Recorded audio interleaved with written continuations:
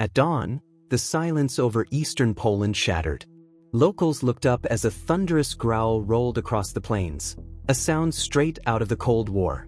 Dozens of U.S. A-10 Thunderbolt IIs, the legendary Warthogs, had just touched down on Polish soil.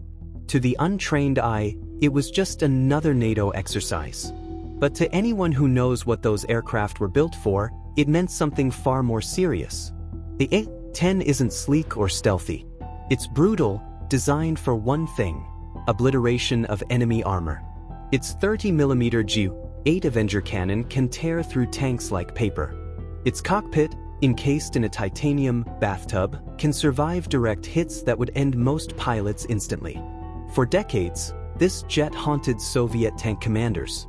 Now, after years of near retirement, it's back on Russia's doorstep, reborn and repurposed.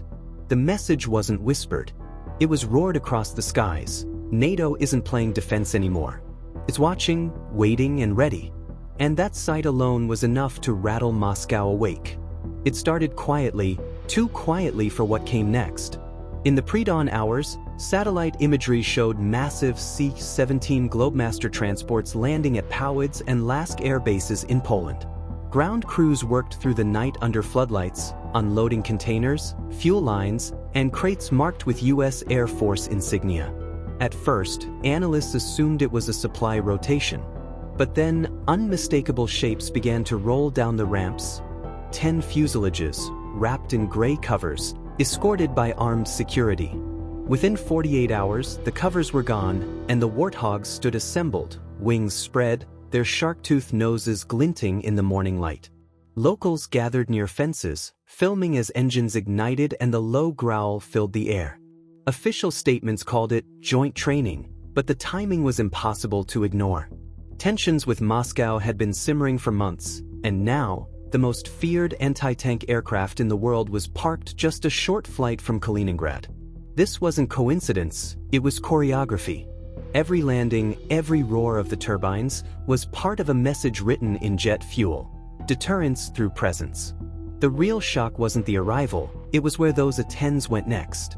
Within days, radar operators in Kaliningrad began tracking low-flying aircraft cutting across the skies near the Suwalki Gap, that narrow 65-mile corridor linking Poland and Lithuania.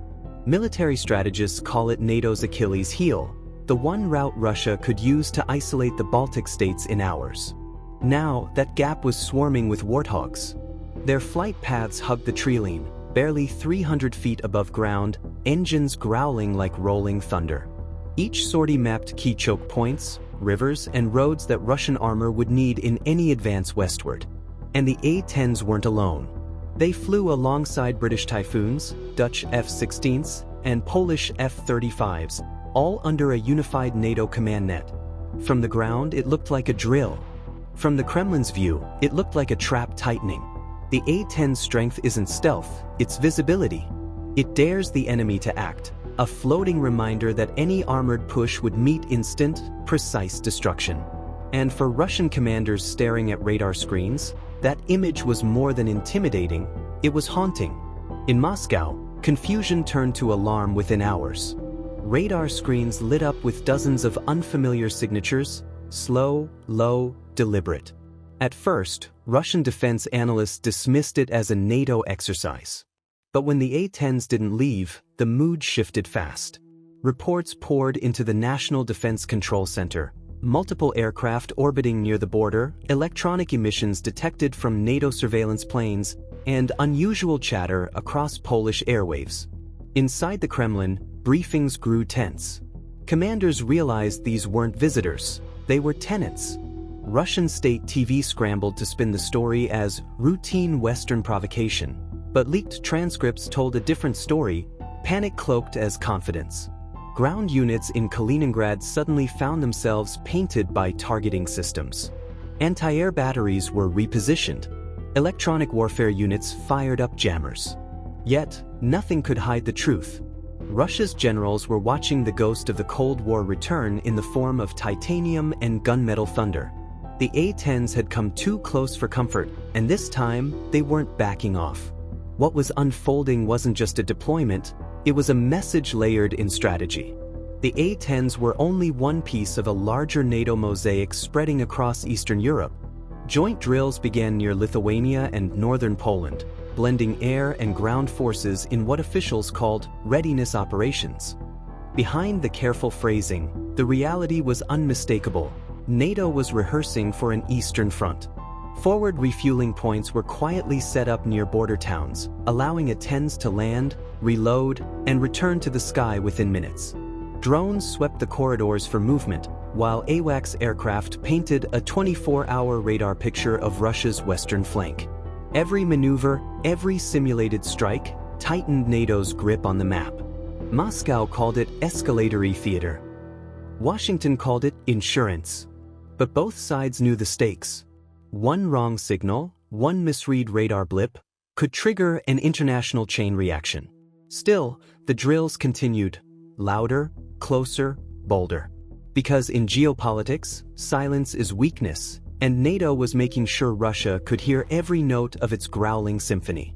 Beneath the noise and strategy were the people, the pilots, the hog drivers, who flew closer to danger than most could imagine.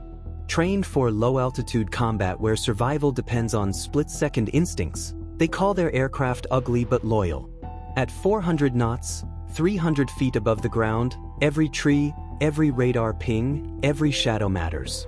For these pilots, Poland isn't just another deployment. It's a frontline reminder that history can repeat itself. Many grew up studying the Cold War. They never thought they'd be flying its sequel. For the locals watching the A-10's thunder overhead, it wasn't fear they felt, but reassurance. Children waved flags. Farmers stopped their tractors to record the sky. The message was simple: Poland wasn't alone anymore. But in Moscow, that same sound meant humiliation. To Russia's generals, every Warthog engine that roared to life was another reminder that NATO's deterrent wasn't theory, it was hardware parked on their doorstep. Then came the ripple effects. Within 72 hours, Russian forces in Kaliningrad shifted into high alert. S-400 missile batteries redeployed toward the coast, electronic warfare trucks fanned into forests, and MiG-31 interceptors filled the skies. State media called it routine readiness, but even Russian insiders knew the truth: panic disguised as discipline. Meanwhile, NATO's command centers monitored every move.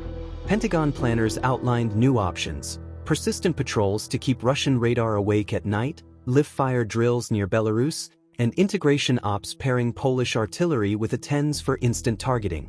Each move blurred the line between deterrence and provocation.